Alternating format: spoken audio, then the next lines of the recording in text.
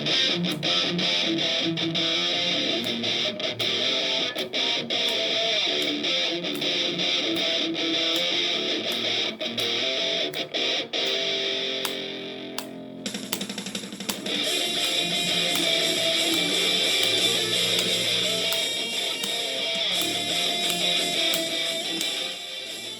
this lesson, we're going to be learning all about time signatures, how to read them and how to use them.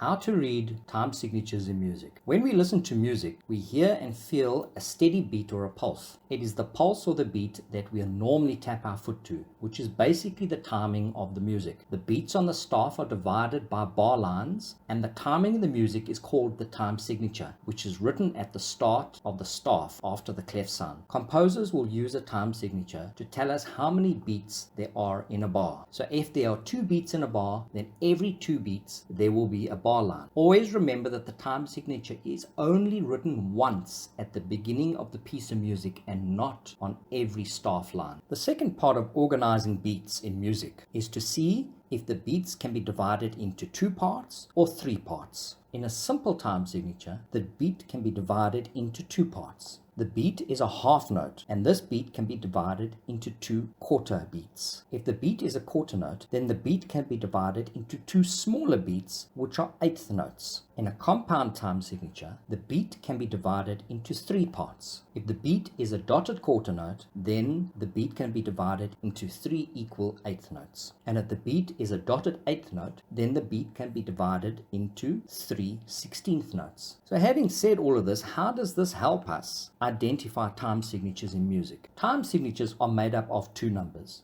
We have a top number and a bottom number. The bottom number tells us what type of note the time signature is referring to. If you have a 4 in the bottom, it will refer to a quarter note. If you have an 8 in the bottom, it will refer to an eighth note. A 16 in the bottom will refer to a 16th note, and a 32 is a 32nd note. Now the top number will tell us how many of these notes are in a bar. For example, in a 2/4 time, the top number will tell us how many beats there are in a bar, which is 2 beats, and the bottom figure will tell us what type of beats these are, and in this case it will be 2 quarter beats. In music, the time signature is how we organize the beats of music, and the tempo tells us the speed of the beats. The tempo can be fast or slow or in between. There are 3 main types of time signatures. You have duple time, triple time, or quadruple time, which are either categorized as simple time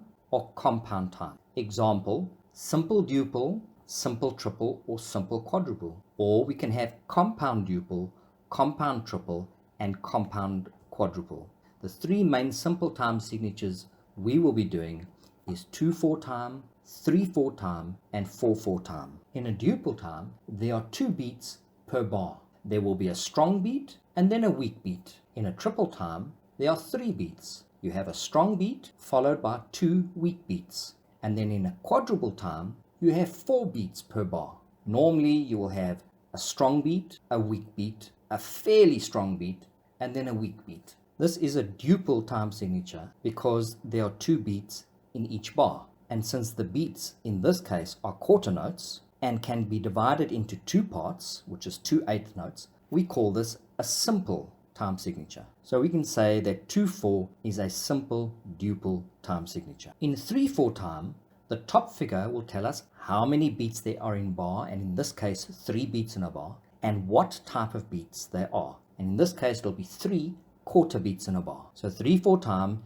is considered to be triple time because there are 3 beats in a bar, and each one of those beats are divided into 2 parts, which is 2 eighth notes. So we can say that 3/4 or simple triple time. In the case of 4 quarter beats in a bar, the top figure will tell us how many beats there are, and in this case will be 4 beats. And the bottom figure will tell us what type of beats there are. So 4/4 time will actually be a quadruple time because there are 4 quarter beats in a bar, and each one of those beats can be divided into 2 eighth notes. And because the beat is a quarter note and can be divided into 2 parts, we call this simple quadruple time. Let's take another example. In 9/8 time, the 9 tells us that there are 9 notes in a bar, and the bottom number tells us that they are eighth notes. This is a triple time because there are 3 beats per bar, and since the beat in this case is a dotted quarter note and can be divided into 3 equal parts, we call this a compound time. So we can say that 9/8 is compound triple time. We can summarize all this information in a nice little table. We have simple and compound in the first column, and have duple in the second column, triple in the third column, and quadruple in the fourth column. This table shows us that we can have a simple duple time signature like 2/4,